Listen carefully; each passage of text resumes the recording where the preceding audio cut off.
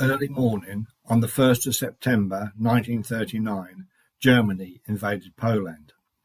The primary targets for the Luftwaffe were the fighter planes on the Polish airfields. The Luftwaffe had 1,941 aircraft, the Polish Airforce only 392 aircraft. On the 3rd of September, 2 days after Germany attacked Poland, Britain and France declared war on Germany. It is incorrectly thought that the planes of the Polish Air Force were destroyed on the ground. This is wrong. With war looming, all Polish combat planes were dispersed away from the main airfields. As the German bombers flew towards Polish cities to drop their deadly cargoes, the pilots were surprised to be pounced on by Polish P-11 fighter planes. 70 German bombers, Heinkel HE-111s and Dornier's Do-17s, on their way to bomb Warsaw, were attacked by 30 Polish fighters, P-11s and P-7s, and were forced to abort their mission. The Polish Air Force had PZL P-11s as their main fighter planes. By 1939, these were obsolete. They had fixed undercarriages, were underarmed, and had a top flying speed of only 375 kilometres an hour. Their German rival was the Bf-109, with a top speed of 520 kilometres an hour, 145 kilometres an hour faster than the P-11s. Luftwaffe aircraft were simply faster and better armed. The majority of Polish fighter planes were destroyed in the air, fighting superior and faster machines. By the 6th of September 1939, the Polish Air Force was still fighting on, but due to losses and lack of spare parts had been reduced by 50%. Poland fought bravely, but when the Russians also attacked on the 17th of September, the Polish army capitulated. German records show that the Luftwaffe lost 285 aircraft in the invasion of Poland. It is believed that 110 of these were shot down by the obsolete P-11s due to the skill and bravery of their Polish pilots. 80% of Polish Air Force personnel were able to make their escape from Poland via Romania to France and Great Britain. On the 8th of December 1939, the first of the Polish pilots began arriving in England to start their retraining on modern aircraft. They were eager to see action and learnt fast.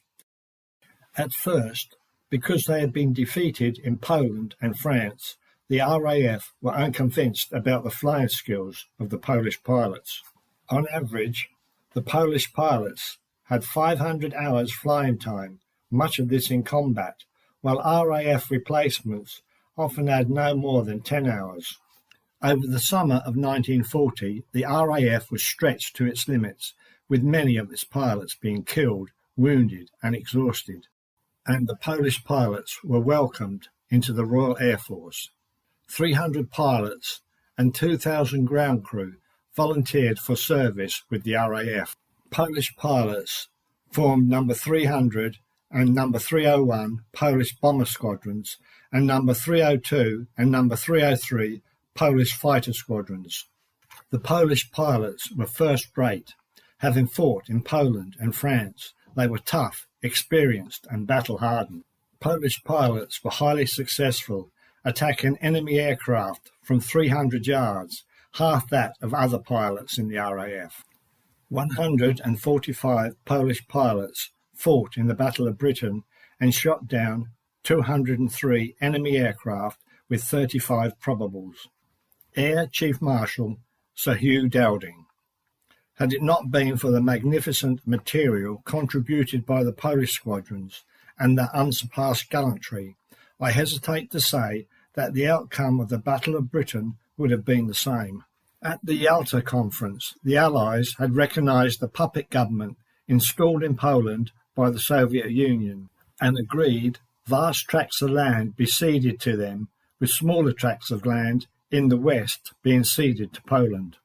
After the war, with the new regime in power, many of the Polish servicemen were unable to return home for fear of arrest and imprisonment. With the war ended, a great victory parade was planned in London. Fearful of upsetting Stalin, Polish armed forces were not invited. The RAF protested strongly, and the Polish pilots were issued with an invitation. They politely declined and would not march without their fellow servicemen. In 2005, the British government apologised, and the Polish veterans marched past the cenotaph in London for the first time in 60 years. Following World War II, 150,000 Polish servicemen made their home in the UK. Thank you for watching.